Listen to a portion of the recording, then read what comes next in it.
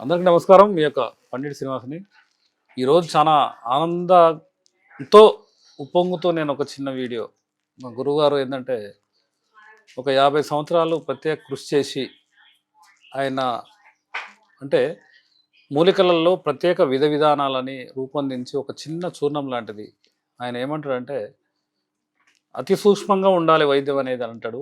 అసలు ఇంత మంచి వైద్యాన్ని నాకు నేర్పించినందుకు గురువు గారికి మొట్టమొదటిగా పాదాభివందనం చేస్తూ ఈ యొక్క వీడియో మాట్లాడుతున్నాము. అసలు వైద్యం అంటే ఇంత ఉంటుందా? కొన్ని సంవత్సరాలు కఠోర దీక్ష చేయాలా?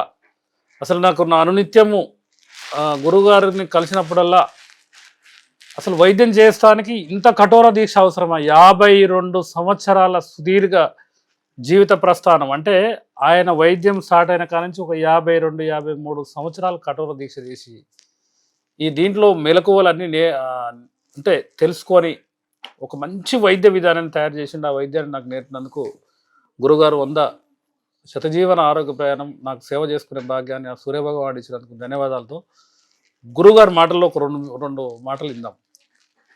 చెప్పండి గురుగారు. ఆంధ్రప్రభ ఛానల్ వారికి ముందుగా నమస్కారం. తర్వాత ఏంటంటే ఈ సిద్ధ వైద్యం అనేది వాస్తవంగా సనారి విశ్వేశ్వర స్వామి అవధూత గారు రాసినటువంటి గ్రంథాల్లో అనేక రకాల విషయాలు అందులో ఆ పుస్తకంలో ఉన్నాయి. ఈ సిద్ధ వైద్యం వాస్తవంగా సనారి అనుగ్రహం ఉన్న వాళ్లకు, తర్వాత పార్వతీ పరమేశ్వర్ల అనుగ్రహం ఉన్న వాళ్ళకి ఈ సిద్ధ వైద్యం అందుద్ది.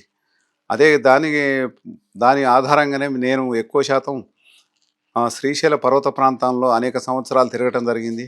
ఇప్పుడు ప్రస్తుతం స్థిర నివాసం శ్రీశైలం దగ్గర ఒటవర్లపల్లి గ్రామంలో స్థిర నివాసంగా ఏర్పడి ఉంటున్నాను అక్కడ. తర్వాత ఏంటంటే తంజావూరులో మా గురువుగారులు ఉండేది వెనకట. ఆ గురువుగారుల ద్వారా ఈ సిద్ధ వైద్యం కొంత అనుభవాన్ని సంపాదించిన. ఆ తర్వాత ఏంటంటే ఒక పేషెంట్కు కనీసం 1 కిలో 1/2 కిలో మందులు ఇచ్చేటువంటి సిద్ధాంతం లేకుండా తక్కువ మోతాదులో 1 గ్రాములో రోగాన్ని పోగొట్టేటువంటి మాత్రమైన విషయాలు ఎన్నో సిద్ధ వైద్యంలో ఉన్నాయి. దాని ఆధారంగానే నేను అనేక రకాల ప్రయత్నాలు చేసి ఈ 30-40 సంవత్సరాల నుంచి తపస్సు చేసినటువంటి ఆ ఫలితమే ఈనాడు మనకు ప్రజలకు అందించడానికి అవకాశం ఉంది. అదే కాకుండా వాస్తవంగా ఇది మొదలుపెట్టినప్పుడు నా ఉద్దేశం ఏంటంటే సముద్రానికే యాతం పెట్టినట్టుగా సముద్రం యాతం పెడితే ఆ నీళ్ళు ఎన్నడైపోవాలి, ఇది జరగని పని అని ఎంతోమంది అన్నారు. కానీ దాంట్లో ఎంతో కొంత విజయం సాధించినటువంటి విషయాలు ఇవాళ ప్రజలకు అందుబాటులో ఉన్నాయి.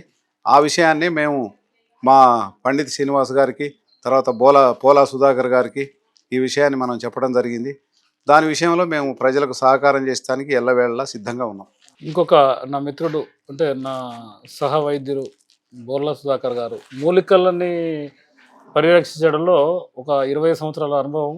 నాకు అనేక మూలికల గురించి నాకు శిక్షణ ఇచ్చి ఎన్నో మూలికలను వాడి విత్తనాలను సప్లై చేసి అంటే నా వైద్యాన్ని బోధిధర్మ ఆయుర్వేద వైద్యపీఠం వైద్యాన్ని ఈ గురువులందరూ కలిసి చాలా ముందుకు తీసుకెళ్ళి చాలా సంతోషంగా ఉంది. ప్రతి ఒక్క వ్యక్తికి 100% వాళ్ళకు సహాయకారిగా ఉండాలన్న ఉద్దేశంతో మనం చేస్తున్నాము.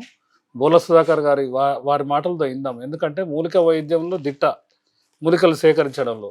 మళ్ళీ ఇప్పుడు గురువుగారి దగ్గర నేను సుధాకర్ గారు కలిసి ఎన్నోసార్లు అంటే మేము వారి దగ్గరికి వెళ్ళి వారు మా దగ్గరకు వచ్చి ఎన్నో విషయాలు మాకు నేర్పించి ఎన్నో వైద్య విధి విధానాలు నేర్పించాడు.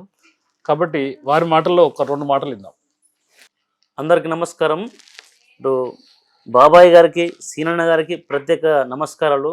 ఈ ఛానల్ చూస్తున్న ప్రతి ఒక్కరికి అందరికీ ప్రతి ఒక్క నమస్కారములు.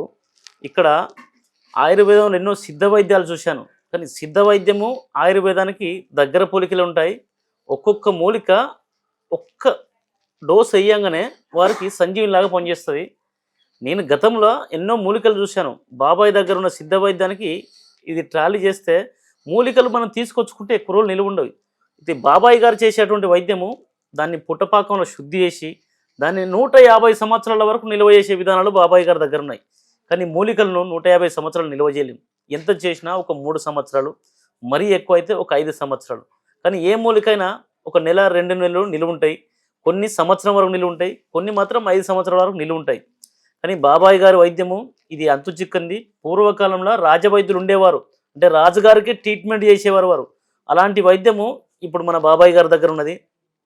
అలాంటి వైద్యం ప్రతి ఒక్కరికి అందించాలని ఇటు మన పండిట్ సీనన్న గారు, బాబాయ్ గారు ఎంతో కృషి చేస్తున్నారు. ఈ అవకాశం ఇచ్చినటువంటి ఈ మీడియా వారికి, బాబాయ్ గారికి, సీనన్న గారికి ప్రత్యేక ధన్యవాదములు.